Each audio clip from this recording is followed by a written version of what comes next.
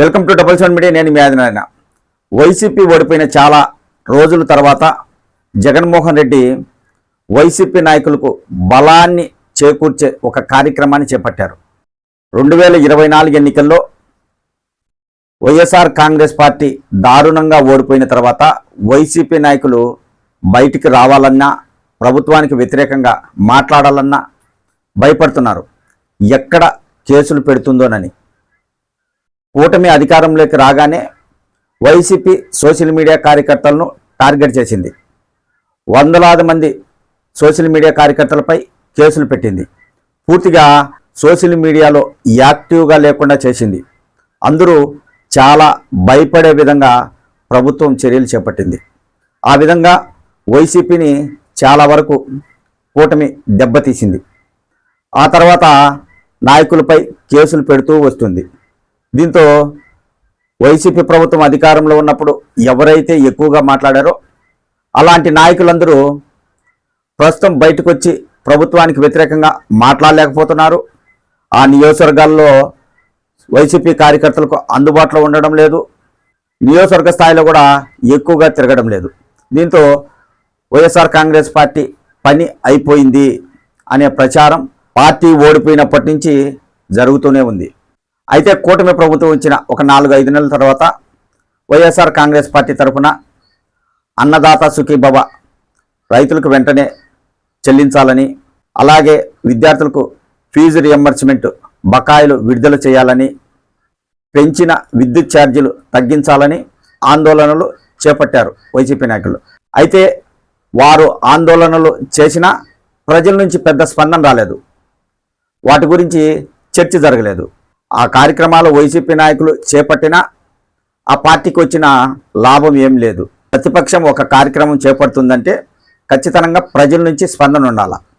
వారు చేపట్టిన కార్యక్రమంపై ప్రజలు చర్చించుకోకపోతే వారు ఏ ఆందోళన చేసినా ఏమీ ఉపయోగం ఉండదు. ప్రభుత్వానికి కూడా ఎలాంటి వ్యతిరేకత ఉండదు. అయితే జగన్మోహన్ రెడ్డి గారు గుంటూరు మిర్చి రైతుల సమస్యలు తెలుసుకోవడానికి యార్డుకు వెళ్ళారు. అక్కడ మంచి స్పందన వచ్చింది ప్రజల నుంచి, రైతుల నుంచి. ఆయన ఆ ప్రాంతానికి వెళ్తాడని తెలియగానే వైసీపీ నాయకులు, కార్యకర్తలు, అభిమానులు, ప్రజలు భారీగా అక్కడికి చేరుకున్నారు. స్వయాన జగన్మోహన్ రెడ్డి రైతుల సమస్యలు తెలుసుకోవడానికి వస్తున్నారని తెలియగానే పెద్ద ఎత్తున జనాలు గుమికూడారు. వేలాది మంది అక్కడికి వచ్చారు. కాబట్టి దీనిపై ప్రజల్లో చర్చ జరిగే అవకాశం ఉంటుంది. వైసీపీ నాయకులకు ఆత్మస్థైర్యం, ధైర్యం కూడా వస్తుంది. అలాంటి కార్యక్రమాన్ని చాలా రోజుల తర్వాత జగన్మోహన్ రెడ్డి గారు చేపట్టారు. ఆ కార్యక్రమం వలన రైతుల బాధలు తెలుసుకున్నారు. గతంలో వైసీపీ అధికారంలో ఉన్నప్పుడు మిర్చి రైతులకు క్వింటాలకు 21,000 నుంచి 27,000కు కొనుగోలు చేసేది. ప్రస్తుతం కూటమి ప్రభుత్వం అధికారంలోకి వచ్చిన తర్వాత 8,000 నుంచి 11,000కు మాత్రమే క్వింటాల్ మిర్చి కొనుగోలు చేస్తుంది.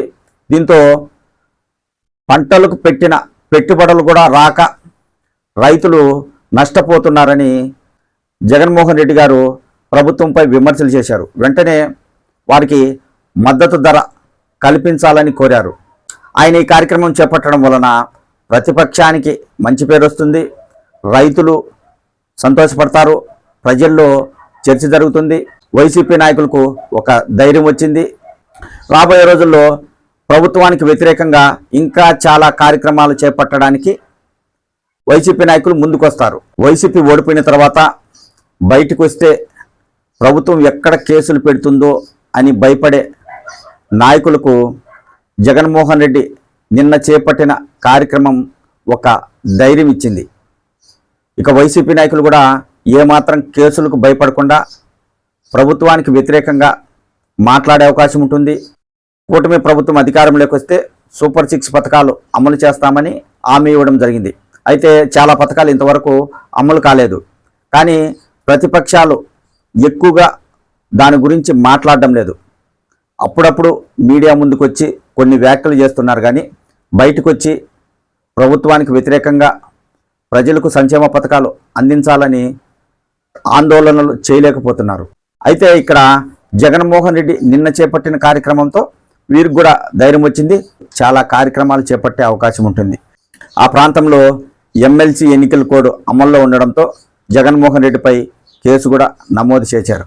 రాబోయే రోజుల్లో ఇక ప్రభుత్వానికి వ్యతిరేకంగా ఏ పోరాటమైనా చేస్తామని వైసీపీ నాయకులు బయటకు వచ్చి మాట్లాడే అవకాశం ఉంటుంది. ఏది ఏమైనా జగన్మోహన్ రెడ్డి గుంటూరు మిర్చి యార్డు కార్యక్రమం విజయవంతమైంది, సక్సెస్ అయింది, వైసీపీ నాయకులకు బలాన్నిస్తుంది అని చెప్పవచ్చు.